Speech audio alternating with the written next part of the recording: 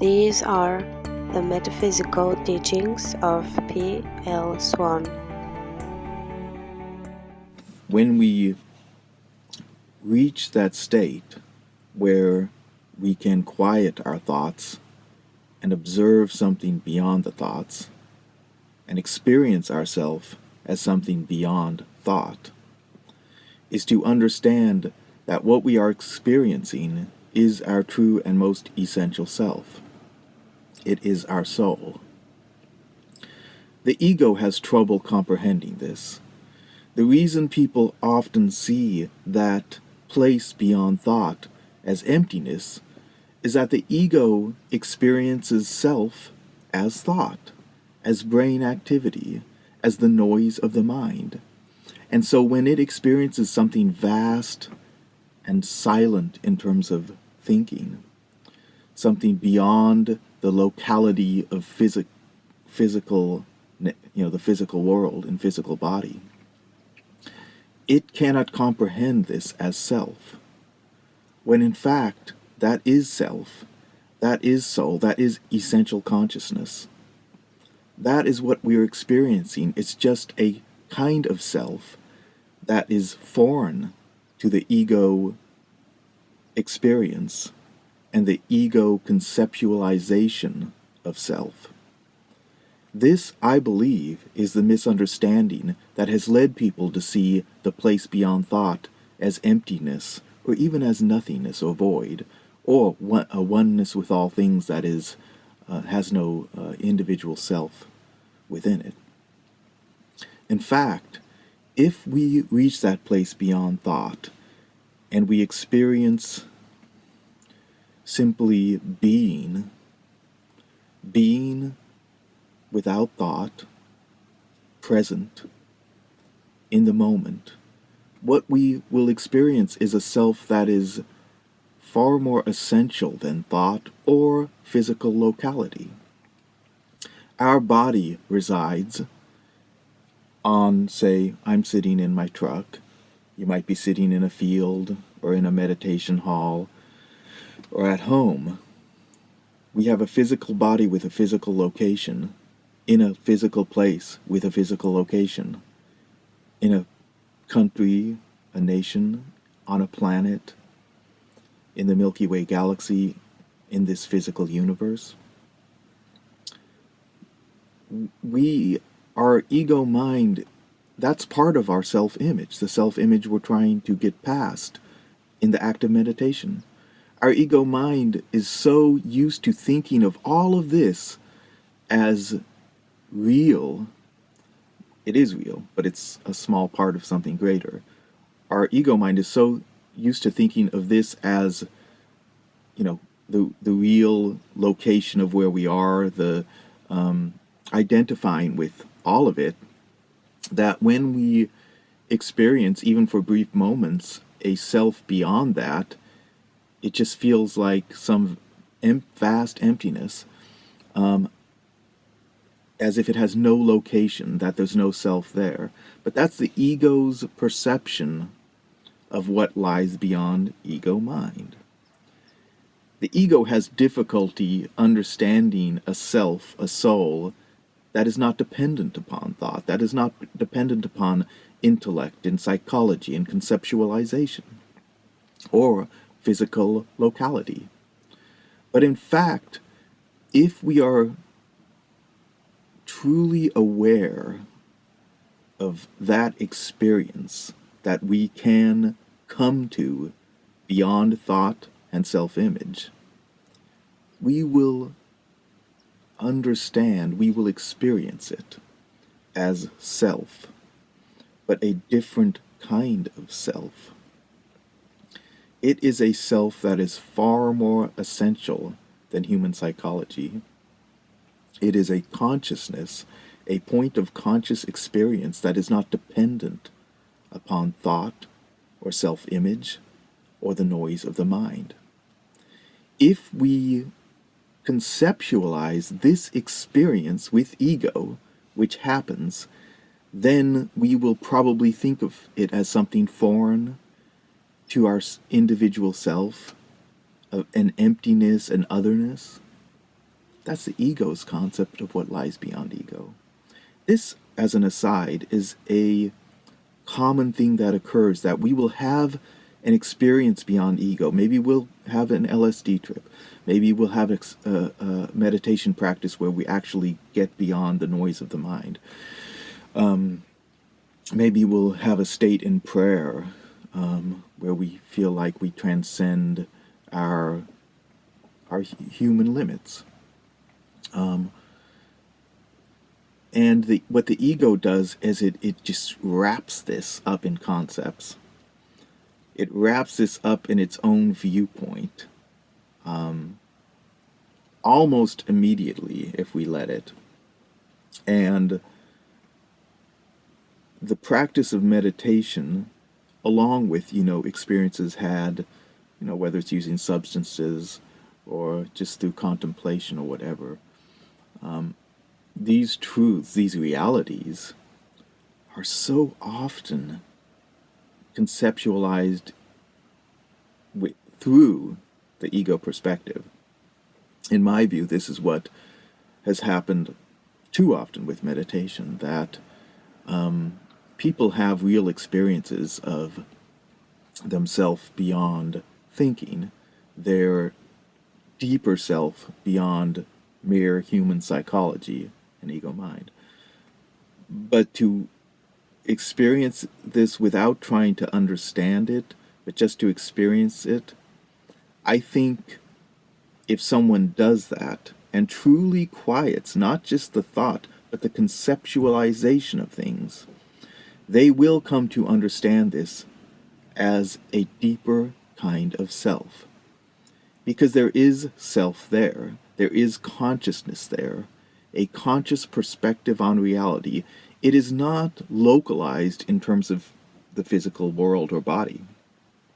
That does not mean it doesn't have any kind of locality within infinity.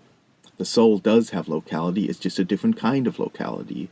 I like to say how this physical world is real, it's just a small part of something else. Well, it's the same with locality.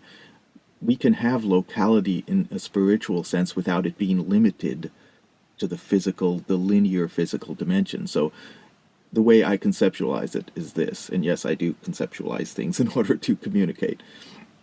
So if you have an ant crawling up a wall, that ant's experience is simply crawling on a flat surface because it's so small that gravity barely affects it. So it has this experience of being right here and crawling along this surface. That's the ant's locality. But if the ant could open its mind and conceive that the wall, the flat surface, is actually going, up and down on a house, that house is sitting on on the earth, that earth is a globe, and that globe is spinning around the sun, and the sun is part of the Milky Way galaxy, and so on. And if it went beyond that, which is what we do in meditation, it would realize that even though it had locality, that locality was a different, much broader thing than its immediate experience as an ant. When we come to moments of observing or experiencing ourselves beyond psychology, beyond the human ego nature, it can feel unlocalized, if that's the word. It can feel as if there's no locality to it. But that's because, reality is much deeper than the physical plane of things. And so a much deeper, vaster sort of locality of soul is hard to comprehend. Again, the ego is, even if we have these experiences, once they're over, the ego is trying to figure out what they were. It's the ego trying to figure out what they were. And so we're literally putting the ego's limits onto these concepts of something broader and deeper. So the ego just says, oh my God, it's infinite emptiness and, you know, either oneness or all things or nothingness and I'm nothing and, I have no location, there's no locale, there's no self. I mean, that's what the ego is saying. There is self. There is clearly self. You, in those moments that you are able to move beyond thought, you are. There is consciousness. There is essential consciousness that is not dependent upon human psychology or thinking. Certainly not upon the limited conceptualization of ego. But there is self, the essential self.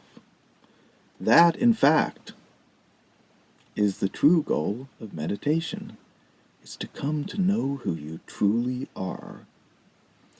It's to quiet the mind, the thinking and the self-image, the human ego self-image enough to come to a place where you experience who you truly are, the soul that exists beyond the physical plane of things and that will be there, the you that will be there when you die and your human psychology fades, and either the lasting aspects of your human nature can join the more essential self, or fades completely, dying away. That is the true you, and to get in touch with it, to get in touch with who you really are, while we are human beings, while we are alive, it's deeply important to at least glimpse and touch on that. That's your soul.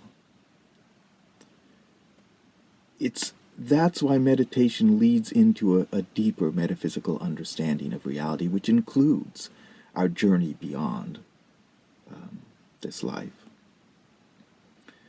If we can come to know who we really are, to identify with our soul, then in death we will be able to far more easily move to the next plane of things.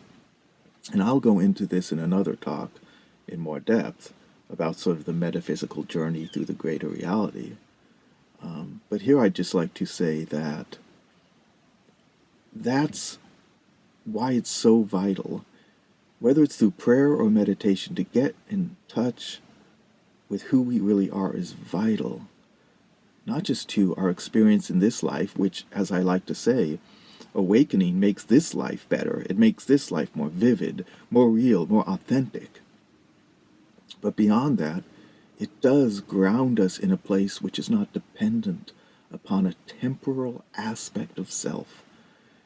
Our self is no longer completely tangled with something that will die, something that is going to fade. So that's, there's so many reasons to at least attempt to experience yourself beyond the tangle of human psychology and ego mind. One is that you will feel more grounded, more clear. You will know yourself better in a psychological sense. You'll have perspective on yourself. It will probably help to unleash whatever creativity is in you. It's also the way to ground ourselves in something beyond this life, the eternal. Not as a way of avoiding this life. Again, it makes us more present. We're likely to be more grounded in each moment and aware and lucid in each moment. But it is important to understand that when we do die, there will be a falling away of all temporal aspects of self, and what will remain is what is essential, our soul, and those aspects of our human experience which were authentic. So that is definitely something I will go into more in terms of discussing sort of the broader metaphysics of things. But here I'd like just to bring it back and say, however you begin, if you are someone seeking awakening and awareness and, you know, seeking to embark upon a spiritual journey, do practice meditation in your own way. Do make time to sit and seek a perspective beyond the noise of mind. Come back to it again and again with kindness to yourself. And when there are frustrations, release those frustrations and come back to it again and again. If you do this, it will be incredibly helpful in the long run. It will be incredibly helpful to knowing who you truly are and having perspective on your human psychology and ego nature that will allow you freedom from it as you move forward on your journey of awakening.